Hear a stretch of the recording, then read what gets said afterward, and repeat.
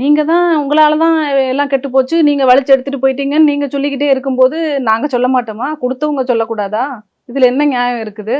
நீங்க வலிச்சு எடுத்துட்டு போயிட்டீங்க, கஜானா காலியா இருக்குன்னு மேடையில முதலமைச்சராகி முதல் இதுலயே வந்துட்டு அங்கேயே நீங்க குறை பேசி ஆரம்பிக்கிறீங்களே, அது நாகரிகமா? உங்களுக்கு நாகரிகம் இல்ல, நீங்க எங்கள் நாகரிகத்தை பத்தி பேச வேணாமே. நாங்க இன்னைக்கு வரைக்கும் வந்து யாரையும் வந்துட்டு நீங்க உள்ள போய் சேர்ந்துருங்கன்னோ, அங்க இருக்க குதிரை பேரம் நடத்தி எதுவும் நடத்துறதோ அது மாதிரிலாம் நடத்தணும்னு நினைச்சா திமுக நடத்த முடியாதது கிடையாது. எது வேணாலும் பண்ணலாம். ஆனா ஒளிஞ்சு ஒளிஞ்சு எல்லாரையும் பாதுகாத்து ரிசார்ட் ஸ்டைல்ல அந்த ரிசார்ட் கலாச்சாரம்லாம் வந்துட்டு டிவிக்கு கொண்டு வந்திருக்கு. அதெல்லாம் எப்படி பார்க்க முடியுதுன்னா ரொம்ப அசிங்கமா இருக்கு.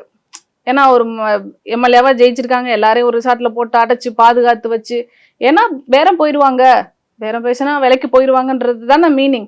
அந்த மாதிரி எல்லாம் அந்த மாதிரி நிலைமை திமுகக்கு இல்லை.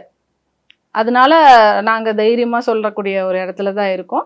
எங்களோட சப்போர்ட்ல, எங்க தயவுன்னு நான் சொல்றதை விட எங்களோட சப்போர்ட்ல எங்களோட கூட்டணி கட்சிகள் அவங்களோட ஆதரவை வந்து அளிச்சு விஜய் அவர்கள் ஆட்சி அமைக்கணும். ஏன்னா அவரும் ஒரு தமிழன், ஆட்சி அமைக்கிறது தப்பில்லை. ஏன்னா வந்து யார் வேணாலும் ஆட்சிக்கு வரலாம், இளைஞர்கள் வரணும், புதுசானவங்க வரணும் அப்படின்னு நினைக்கக்கூடியவர் தான் எங்களோட தலைவர், நம்ம மக்களும் கூட.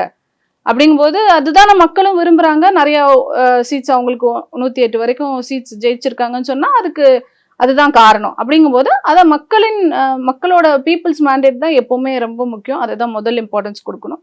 அதை நம்ம ஏத்துக்கிறோம். நம்மளால முடிஞ்ச சப்போர்ட் கொடுப்போம்.